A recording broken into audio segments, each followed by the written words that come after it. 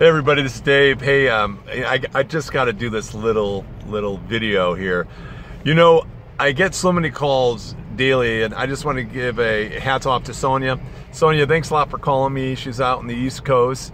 She's been a member for 2 years of the LDS Church, of the Mormon Church, and she said to me, she says, you know, I've been watching you, and I just got to tell you, I am absolutely astounded by what I've been seeing. I've only been a member for 2 years. I didn't know anything about this faith. I mean, she had a missionary who was a good missionary, nice missionary. She said that he became like a son to her. And, you know, it's so interesting because this is how it happens a lot with people who become Mormons.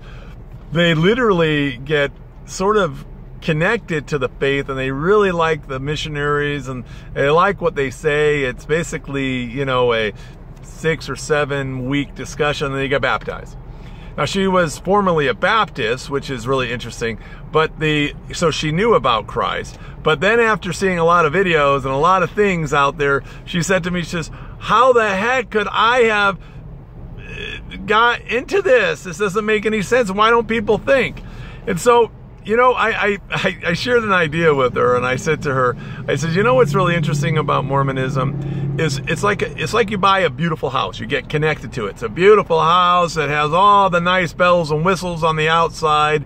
Then all of a sudden, you're in the house, and you find that basically after a period of time, you're in it, you're like, oh my gosh, the floors are rotted, and they have like termites, and as soon as you walk in it, you see the floor, the wood just break through. And then after a period of time, you go put on the water, and the pipes are all rusted and gushes out with water. And then you find the rafters in the roof, and they were never nailed to the house, and what happens? Oh my gosh, you know, a strong wind came and just blew down the entire roof.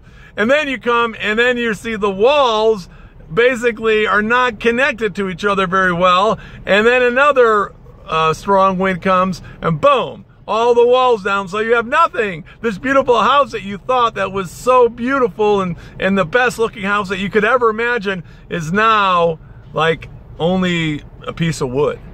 And you look at yourself and you go, oh my gosh, why didn't I investigate this house a lot more? Why didn't I put a lot more insight and inspection and validation on this house? I didn't do it. And you feel really bad. Then you wake up to the realities of Mormonism, and you realize that the nature of God is so different, that Jesus is not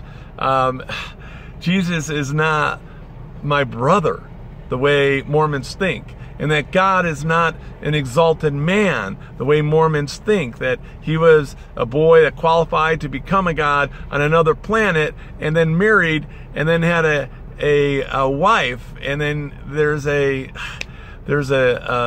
wife of his, the exalted father, who is like us, but he's exalted. You get to see all these things, and then you start questioning so many different things because you're seeing the facts, and you're like, why didn't they tell me about this? So prepare yourself. If anybody is investigating, prepare yourself. Know and validate. You know, I became Eastern Orthodox. I believe that everybody should go and learn the early Christian church. It should be a requirement for everyone to go out and really get connected and validate the early Christian church, the apostolic church from the apostles. You need to know that. You need to understand before anything else comes into your play, because if you don't get the early Christian church by the apostles, then how do you know what truth is, you know? So anyway, God bless you guys. I just thought that was interesting, and a little interesting tidbit today.